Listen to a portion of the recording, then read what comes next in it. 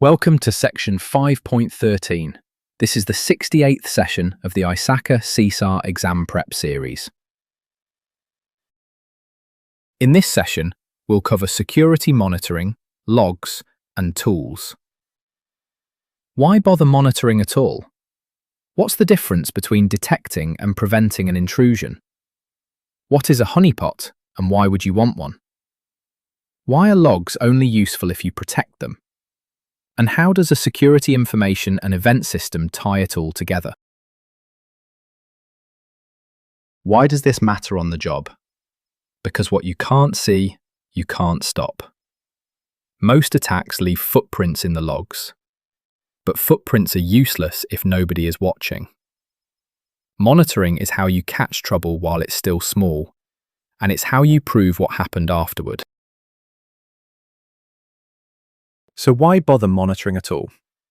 Because it pays off in several ways. First, it enforces accountability. Log trails tie actions back to the person who took them. Second, it promotes good behaviour. People who know they're logged tend to follow the rules. Third, it supports a culture of compliance. Many regulations simply require it. Fourth, it supports investigations. You can reconstruct the events leading up to an incident. And fifth, it surfaces problems early. Crashes, bugs, and attacks all leave traces worth reading. What's the difference between detecting and preventing an intrusion? This is the heart of the section. An intrusion detection system watches and warns. It spots anomalies and alerts a human to act. Think of it as a smoke alarm. A prevention system goes one step further. It tries to stop the attack itself. It can cut a connection or block an address. Think of it as a sprinkler that actually puts out the fire. Where do you place a detection system? Two common spots. One sits out front ahead of the firewall. There it sees every attempt, blocked or not. The other sits behind the firewall. There it catches whatever slipped through. Either way, it complements the firewall, never replaces it. There are a few detection methods. Signature-based matching looks for known attack patterns. Statistical-based watching learns what normal looks like. And a self-learning approach adapts over time. Each has blind spots, so combining them works best. But know the limits. Detection can't fix a weak policy or an application flaw, and the policy must decide in advance what to do on an alert. Terminate the access or trace it to gather evidence. Prevention systems come in flavors too. Host-based sits on a single machine, network-based guards the whole network, and wireless-based watches the airwaves for rogue access points. What is a honeypot, and why would you want one? It's a decoy posing as an exposed, weakly defended server. Its whole purpose is to lure attackers. The more it gets attacked, the more you learn. Link several together and you have a honey net. A fake network that watches intruders in action. Any traffic to it is suspicious by definition. Nobody legitimate has a reason to touch it. But there's a catch to weigh first. An outside service might flag your decoy as truly vulnerable. That public label could dent your reputation. So deploy one only with careful judgment. A few best practices guide any deployment. Inventory your assets and set a policy first. Baseline normal behavior and place the sensors well.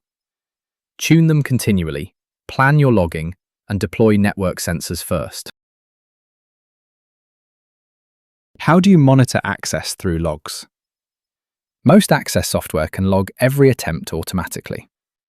That gives you a trail of suspicious activity. But here's a critical point. The logs themselves must be tightly controlled. Reviewers should read them, but few people should change them. Why protect them so carefully? Because intruders try to edit logs to cover their tracks. Use digital signatures or write-once storage to guard integrity. And remember, they may become legal evidence one day. Now, logs can be enormous. Reading them by hand is hopeless, so you lean on tools.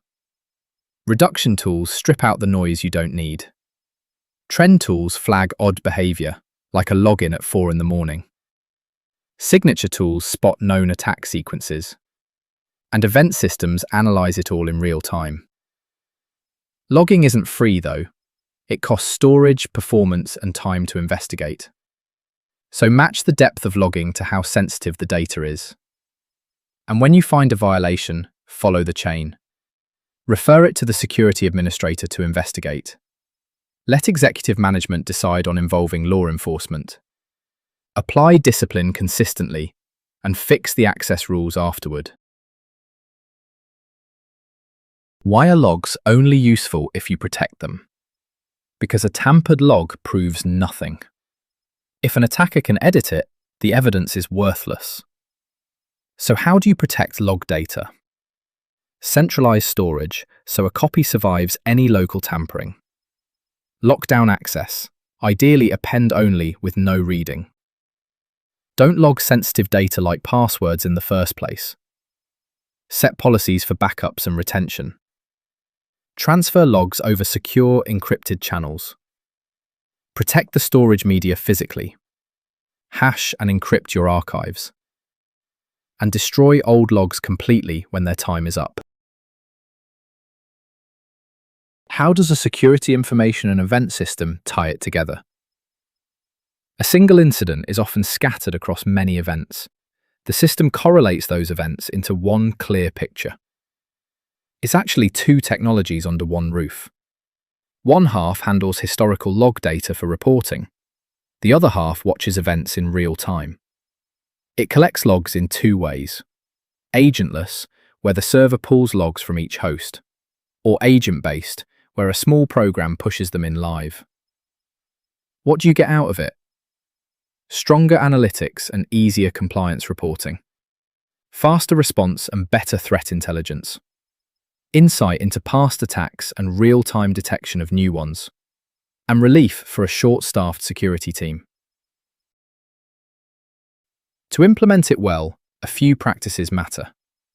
Define the scope and identify every compliance requirement. Classify your assets and tune the rules to cut false alarms. Have an incident response plan, automate and test it. And assign a dedicated administrator to keep it healthy. Beyond that one system, plenty of monitoring tools exist. They collect data, visualize traffic, and flag the suspicious. Let's bring it together. Monitoring catches trouble early and proves what happened. Detection warns you, prevention stops the attack. A honeypot lures attackers so you can learn from them. Logs are only evidence if you protect their integrity. And an event system correlates the noise into a clear signal. Get this right, and nothing important happens in the dark.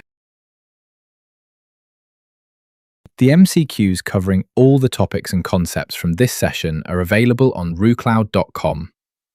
Practice the chapter-specific MCQs before moving on to the next session. Thanks for watching. If you have any questions or feedback, post a comment below or email us. I will see you in the next session.